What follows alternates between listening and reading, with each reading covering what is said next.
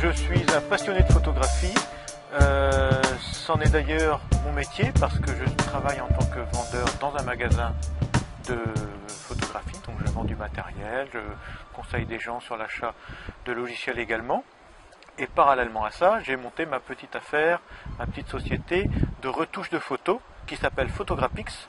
Il y a deux activités en fait, il y a l'activité de retouche pour le compte des personnes et la deuxième activité qui est sous la forme d'un blog et qui a pour but d'apprendre à retoucher ces photos.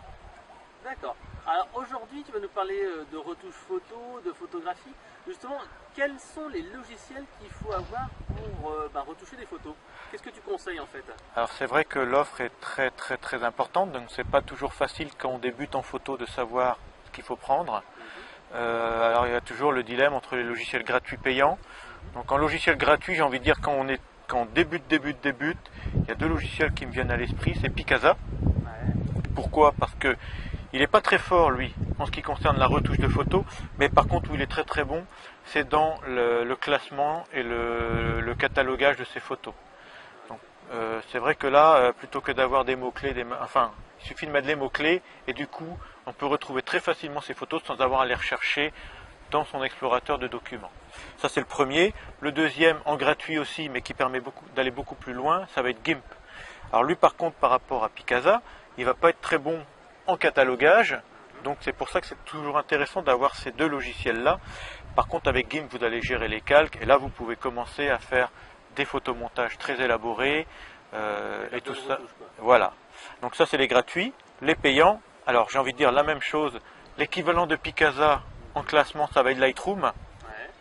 Donc Lightroom c'est Lightroom, hein, donc c'est la société Adobe qui fait ça. Et c'est un logiciel qui est extrêmement bien pour classifier, hiérarchiser ses photos et retoucher ses photos, tout à fait.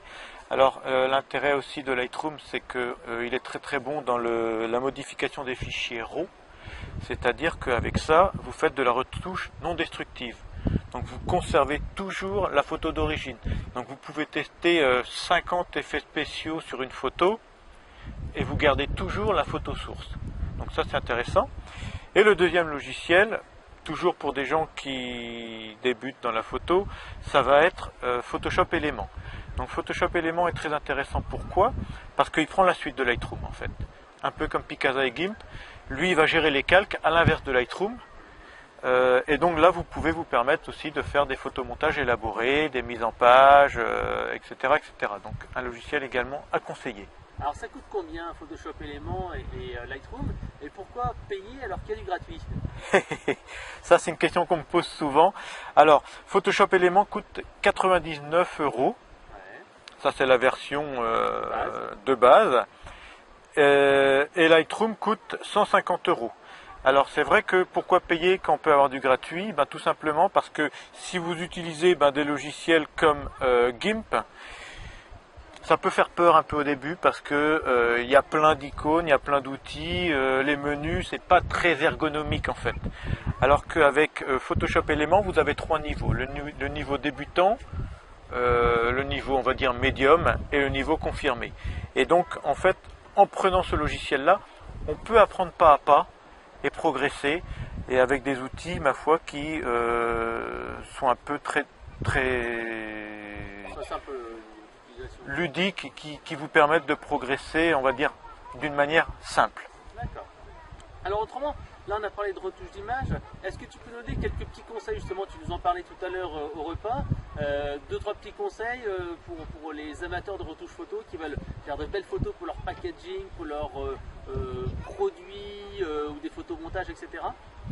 Alors, moi j'aime bien, c'est un peu ma philosophie de travail, toujours pouvoir conserver la photo d'origine. On prend une photo, il ne faut pas la modifier. Donc soit on part de ça là, on se fait un enregistré sous, soit on utilise des Lightroom, comme je disais tout à l'heure. Alors là, on n'a pas besoin de s'embêter à enregistrer tout. Toutes les modifications étant conservées dans le catalogue, on peut revenir à la photo d'origine à chaque instant. Une autre manière, si on n'a pas Lightroom par exemple, et qu'on a par exemple un logiciel comme GIMP ou Photoshop, il faut créer des calques.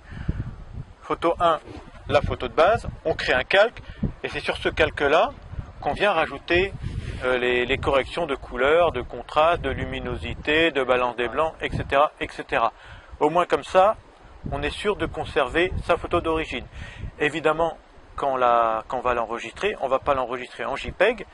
D'une part, ça compresse, donc on perd un peu. Et voilà, on a quelqu'un qui connaît un petit peu la photo en face de moi. Donc on enregistre en JPEG, on ne gère plus les calques, du coup on perd tout. Donc privilégiez le TIFF, format universel et reconnu par tous les logiciels de retouche photo, ou le fameux format natif créé par Adobe.